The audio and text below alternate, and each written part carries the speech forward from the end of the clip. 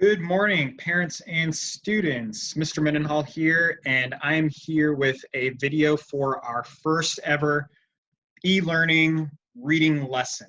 So a couple things you guys are going to need to make sure you guys have is make sure you guys have Microsoft Word downloaded to your device. Make sure that you guys have access to the text. If you're able to print out the text that I've attached to the journal, feel free to print it out. It's not necessary. Because you do have digital access. So the most important thing you need to make sure you guys have is not only Microsoft Word, but access to the text. It does not have to be papered, but if you have at least a digital access to the text, that works too. Also make sure you guys can see that there is an assignment along with this. It is another Word document, much like the survey. Make sure you guys can see that, and also make sure that you guys can see the quiz that goes along with this. So as long as you guys have those four things, Microsoft Word, a copy of the text, whether digital or on paper, a copy of the assignment, and a copy of the quiz that's on here as well, then you guys should be good to go. But without further ado, let's go ahead and get started with our first reading lesson. So what we're going to do first is we are going to go over our daily learning objective. Now, this is going to work very, very much like how it works in class. We're going to talk a little bit about our objective, what we're going to be doing today. We're going to talk about each different part of the objective, just so we're clear on what you guys are going to be expected to do and what you guys are going to need to do to show me that you've learned something. Okay? So let's go ahead and get started. What are we doing today? For starters, hold on. Not working. Oh, there we go.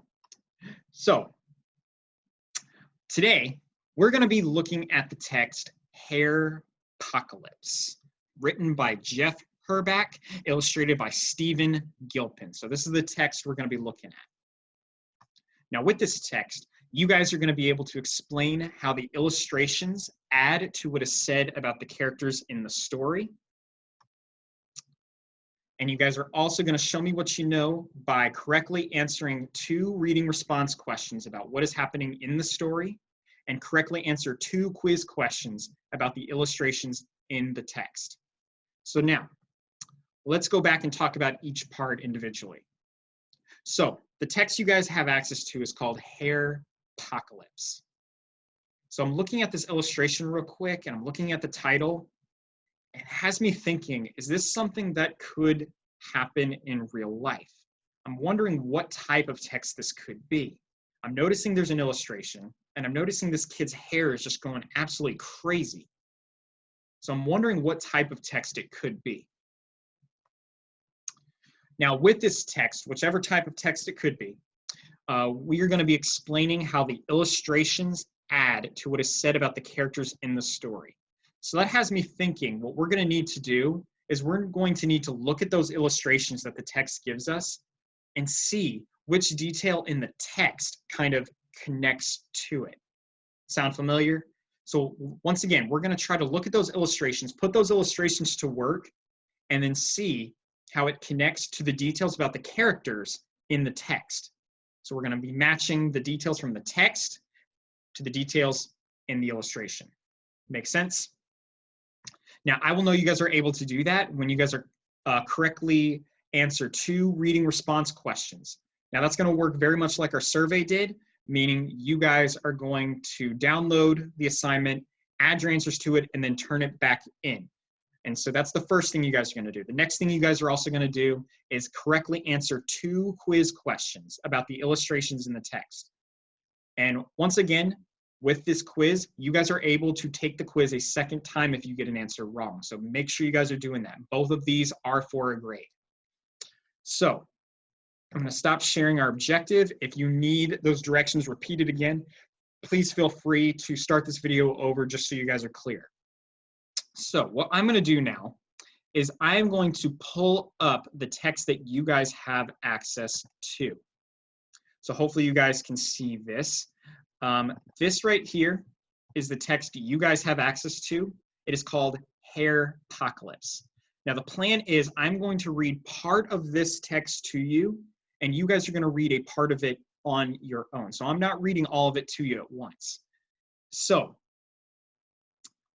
let's go ahead and get started. The first thing we always got to do is we got to preview the text, scan it, and predict it, do what we always do. So like I was saying earlier, Hair-Pocalypse. See, that has me thinking about the word apocalypse, like the end of the world. Like when you say the word apocalypse, the first thing most people think of is they think of the end of the world. Like everything is bad, everything is crazy, everything's coming to an end. There's a huge problem going on, right?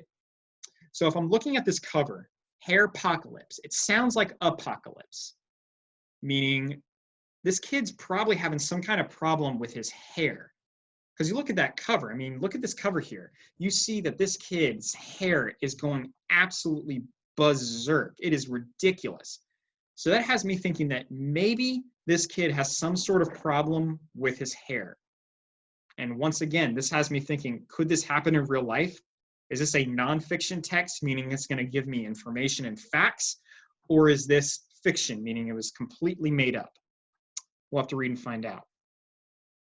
So like we always do, we have to scan and predict just to kind of give ourselves an idea of what we're going to be reading about anyway.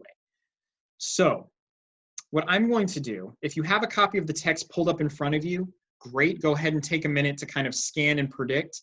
But if not, what I'm going to do is I'm going to go through each page one at a time, give a couple seconds for you guys to silently think, look at the illustrations, look at the text, and kind of get an idea as to what the text is going to be talking about. So I'm going to go through each page one at a time, give you guys a couple seconds to kind of see what we're going to be reading about. Look at those illustrations there. Oh yeah, look at that kid's hair. It's crazy. I definitely don't think this could happen in real life, but it seems like he's having some sort of problem with his hair here. Oh yeah, he is definitely struggling with his hair here. The hair is definitely some sort of problem. Because you see, I'm scanning at that text. Look, it says this is not good.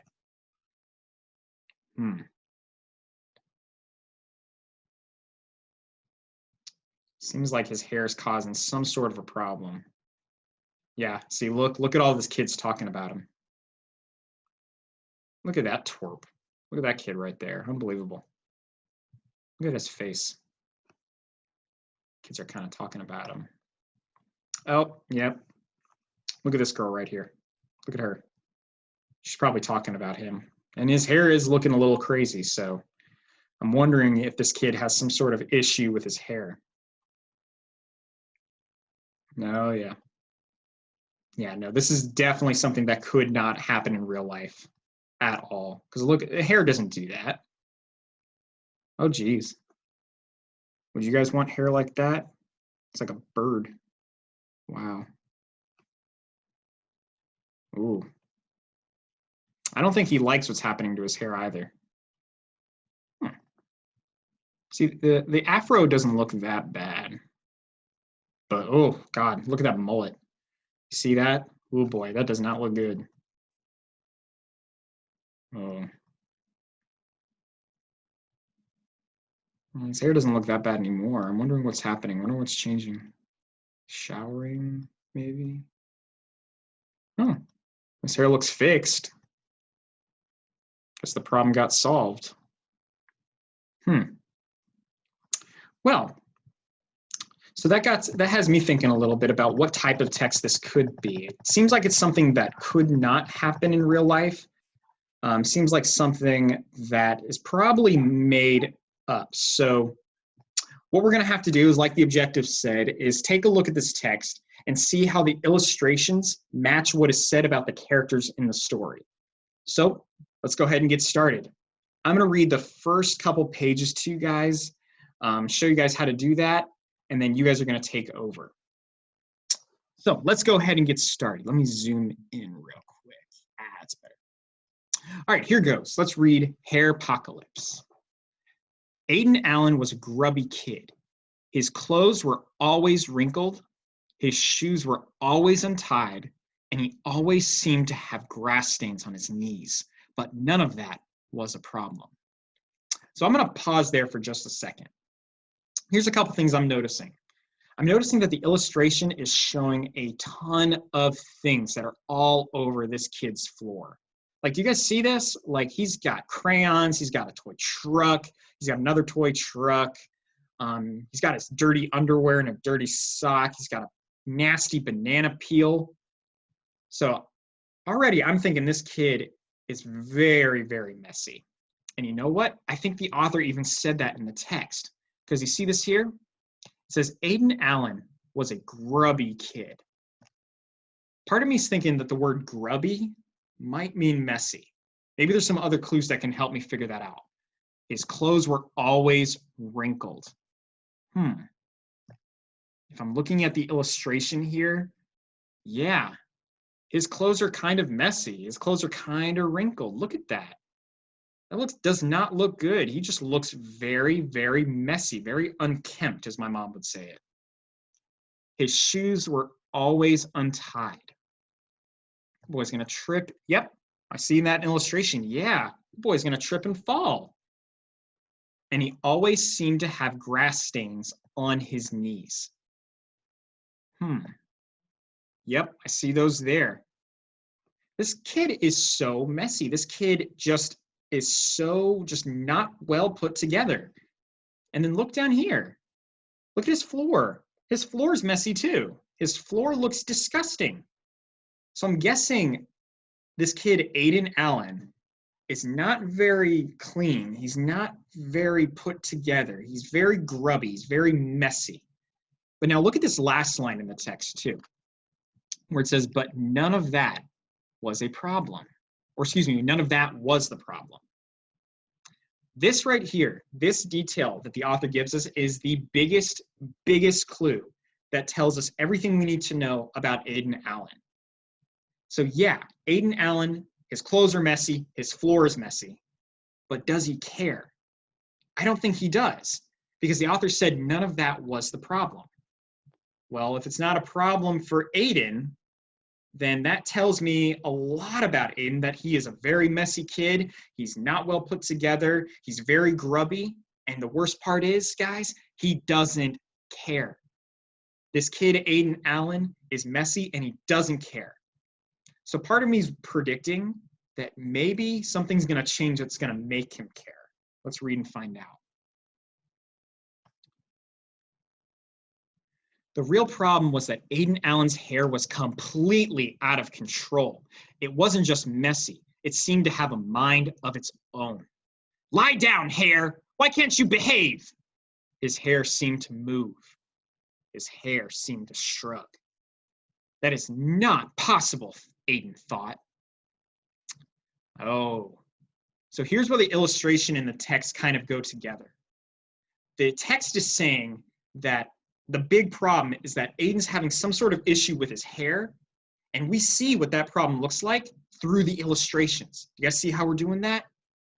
So I'm thinking that there is some sort of big problem happening here with Aiden's hair, but I'm wondering what kind of problem it's going to turn into. So boys and girls, I am going to stop reading right there. Just like in class, I'm going to stop reading so you guys have the chance to read. What you guys are going to do next is I'm going to have you guys read this page all the way to this page, page 8. Once you guys finish page 8, you guys are going to stop reading, and then you guys are going to work on the questions for your assignment and the questions for your quiz. So, once again, once you guys are done reading up to page 8, you guys are going to work on the questions in your assignment and answer the questions on the quiz as well. Now, if you want to finish reading the story, like finish reading to the end of the story, you can go ahead and do that, but I will not be putting up the questions and the assignments for the rest of the story until tomorrow and the day after. So we're going to take a couple days to work through the story. We're going to read it in smaller parts. So if you want to finish the story, go ahead, but the questions and the assignment for it will not be put up. So just to recap, you guys are going to finish reading up until page 8. You guys are going to be matching the illustrations to what is said in the text. You guys are going to be answering the questions in your assignment and then answering the questions on the quiz. If you guys have any questions about it have your parents shoot me a text or send me a message on Edsby. I am here to help you guys as best I can. Now remember, your assignment and your quiz are both for a grade, which means take your time, take as long as you need to do it, but it has to be turned in as soon as it's done, okay? So once again, if you got any questions, please reach out to me. I'm here to help. So do your best that you can, and I will see you guys tomorrow. Take it easy.